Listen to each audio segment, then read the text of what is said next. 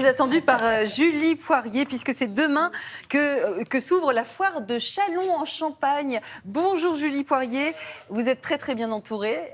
C'est un événement majeur, je crois, pour les agriculteurs. Oui, c'est le deuxième grand rendez-vous agricole de l'année, après le grand salon bien sûr à Paris. Et nous ce matin, vous voyez, on est venu dans une bergerie, la bergerie de Bastien, qui est un jeune agriculteur et qui sera là demain à la foire. Bastien, là on est avec vos brebis. Alors il n'y en a qu'une partie, parce que là c'est les mamans qui ont eu les petits bébés, c'est ça? Un petit bébé de 4 jours dans les bras? Celui-là, non, il en a 10 ou 12 celui-là.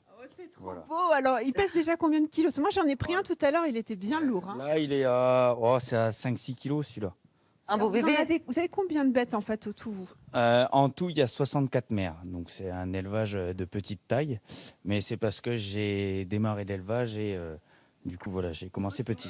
Il faut se lancer, exactement. J'ai une petite question. Donc, la foire débute demain. C'est important pour vous, non, d'être là-bas sur place? C'est très, très important parce que c'est le moment où on montre la qualité de nos produits. Et on sait très bien produire en France. D'accord. Alors justement, on a Hervé qui est avec nous. Hervé, vous représentez un petit peu justement tous ces agriculteurs, tous ces viticulteurs, parce que je vous rappelle que dans la Marne, il y a 13 200 exploitations, 553 000 hectares qui sont exploités pour toute agriculture. C'est très important de montrer les métiers.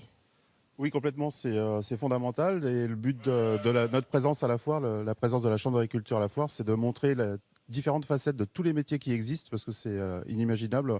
Il n'y a pas que le côté, comme je dis souvent avec les bottes, on a des côtés montés dans un tracteur hyper performant, hyper technique, et c'est vraiment ce qu'on veut montrer au travers de la foire. C'est vie ma vie d'agriculteur. Alors, vie ma vie d'agriculteur, justement. Bastien, un petit mot sur votre exploitation, parce que vous avez à peine 30 ans, vous avez repris l'exploitation familiale, qui n'était que de la culture finalement avant. Oui, en fait, mes parents étaient des polyculteurs. Et moi, en fait, j'ai toujours voulu mettre de l'élevage. Et au vu des productions qu'on avait sur l'exploitation, je sentais une synergie pour être autoproduction, en autoconsommation sur l'élevage. Et du coup, voilà. C'est ce qui permet aujourd'hui aux jeunes, finalement, de se lancer. Il faut avoir des idées comme ça. Il faut avoir des idées, il faut être novateur. Mais pour se lancer, il faut avoir la passion et l'envie. Et l'envie, c'est ça. Parce que je tiens à vous dire quand même, Thomas et Julia, on cherche de la main-d'œuvre, on cherche des gens, on cherche des agriculteurs en France, parce que depuis 40 ans, ça a été divisé par 4 le nombre d'agriculteurs. Oui, mais on peut comprendre, je pense notamment à la sécheresse qui s'abat sur notre pays. Est-ce que ça ne décourage pas un peu plus les agriculteurs? Est-ce que certains jettent l'éponge et ceux qui auraient pu en avoir envie abandonnent l'idée? Julia, vous avez raison de vous poser cette question-là, parce qu'effectivement, on va parler de la sécheresse parce que c'est quelque chose qui nous concerne en ce moment, mais il y a beaucoup d'autres contraintes, en tout cas, qui font que la population est vieillissante et que les jeunes ne viennent pas forcément. La sécheresse, il va falloir s'adapter, Bastien. Aujourd'hui, il va falloir s'adapter. On est déjà en train de le faire. Ce qui est difficile chez nous, c'est quand on est en zone d'élevage. Aujourd'hui, on est déjà en train de réaffourager les prairies pour nourrir les bêtes, parce qu'il n'y a plus d'herbe dans les parcelles. Alors que ça, normalement, on tape déjà dans nos stocks d'hiver.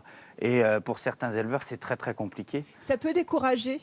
Ça peut décourager, et on a même aujourd'hui des éleveurs qui sont obligés de vendre des bêtes, de décapitaliser pour être sûr de pouvoir nourrir le troupeau sur toute l'année. Et ça, c'est un gros fléau chez nous. Et oui, et cette population vieillissante, on en parlait il y a quelques instants, 50% des agriculteurs ont plus de 55 ans. Plus de 50 ans, oui. 50% de la population agricole a plus de 50 ans et 25% a plus de 55 ans. Et aujourd'hui, nous, chez Jeunes Agriculteurs, le renouvellement des générations, c'est essentiel chez nous, puisque dans les 25% qui ont plus de 55 ans, 50% ne savent pas qui va reprendre la ferme demain. Et demain, ça peut être une ferme qui part à l'agrandissement, ou alors installer un jeune agriculteur. Et ça, c'est ce qu'on cherchait essentiellement à faire. Et les foires servent à ça, Julia et Thomas, à présenter les métiers. Et puis, autre petite chose à vous dire quand même, vous savez, comme partout en France, ici, c'est les vendanges qui ont commencé. Et même dans l'agriculture, on cherche des saisonniers. Alors, on vous attend. On a besoin de bras. Appel à tous les jeunes, plein de muscles, parce qu'il faut être en pleine forme pour faire des vendanges. C'est costaud. Merci beaucoup, en tout cas, Julie Poirier.